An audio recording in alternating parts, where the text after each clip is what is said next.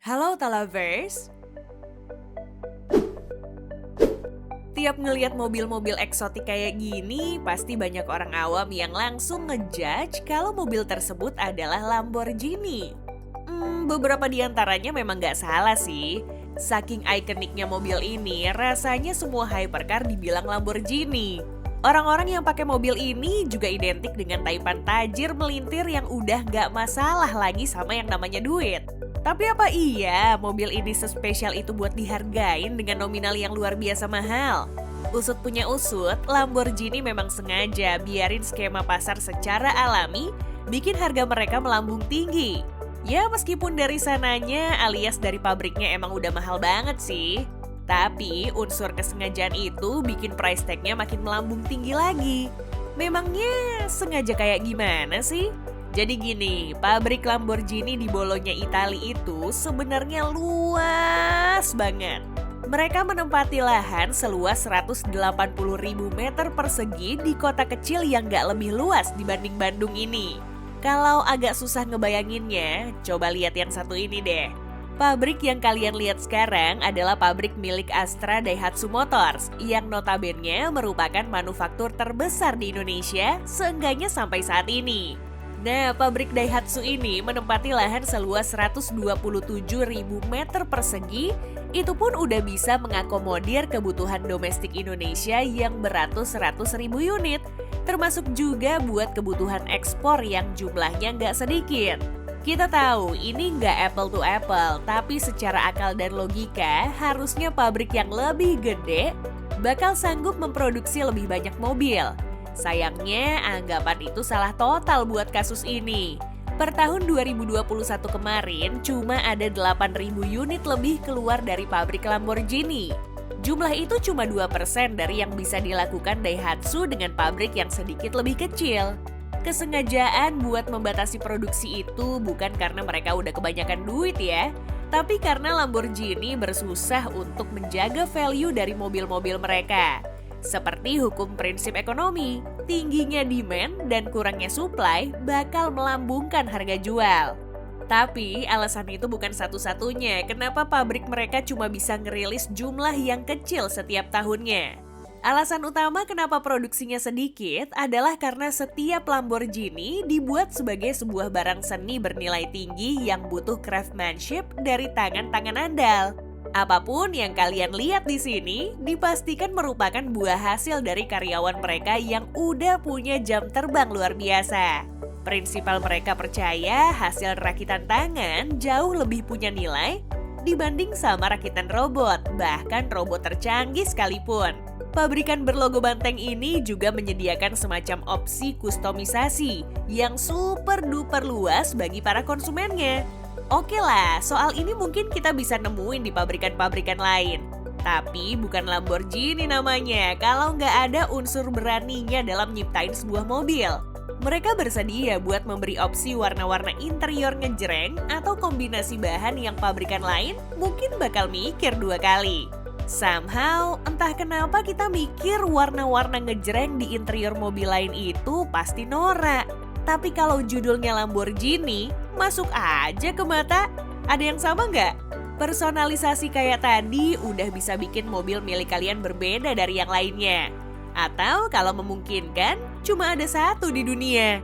Itu pun kita belum ngomongin mobil-mobil yang memang menyandang status limited edition, yang sekaligus menjadi alasan berikutnya kenapa mobil ini dihargai berpuluh-puluh juta dolar. Mau contohnya? Nih, Lamborghini Sian. Salah satu banteng buas dengan tenaga paling besar yang pernah ada di muka bumi. Spesialnya lagi, mobil ini bergerak dengan tenaga listrik sebagai penyokong mesin bensin V12-nya. Kalau aja ada seorang sultan yang nonton video ini dan siap membayar 3,6 juta US dollar atau 55 miliar rupiah buat pasaran sana, kayaknya beliau bakal berkecil hati. Soalnya ke 63 unit mobil yang cuma butuh sekitar 2,8 detik buat nyampe 100 km per jam ini udah sold out semua. Apa? Masih kurang langka? Tenang-tenang. Masih ada Sesto Elemento, hypercar super ringan yang seluruhnya terbuat dari karbon fiber. Material keras, kuat, namun seringan bulu angsa ini bikin bobot mobilnya kurang dari 1 ton. Tapi ada tapinya nih, karbon fiber itu lumayan mahal. Bayangin bisa habis berapa kalau dipakai buat bangun satu mobil. Apalagi cuma diproduksi 20 unit. Kayaknya angka 2,2 juta US dollar atau 34 miliar rupiah itu sih masih tergolong masuk akal ya. Pabrikan yang dulunya memproduksi traktor ini juga menghadirkan versi reborn dari legenda-legenda mereka. Seperti Countach ini, seolah-olah merajut ulang memori di masa lalu. Tapi dikasih sentuhan modern yang takarannya pas banget. Ada 112 unit New Countach ini, per unitnya dibanderol sekitar 2,6 juta US dollar atau kurang lebih 40 miliar rupiah di pasaran luar sana. Tapi pemuncaknya ada di mobil ini nih. Cuma ada 3 pemilik Lamborghini Veneno di dunia. Seenggaknya di dunia nyata ya, bukan di video game. Satu di antaranya udah dilelang. Pemenangnya ngebid sampai nominal 11,1 juta US dollar atau 173 miliar rupiah buat memboyong mobil ini. Padahal waktu baru mobil ini cuma dihargai 4 juta US dollar atau 62 miliar rupiah. Kata cuma di sini itu dalam tanda kutip ya. Soalnya tetap aja cuma segelintir orang yang bisa afford duit sebanyak itu.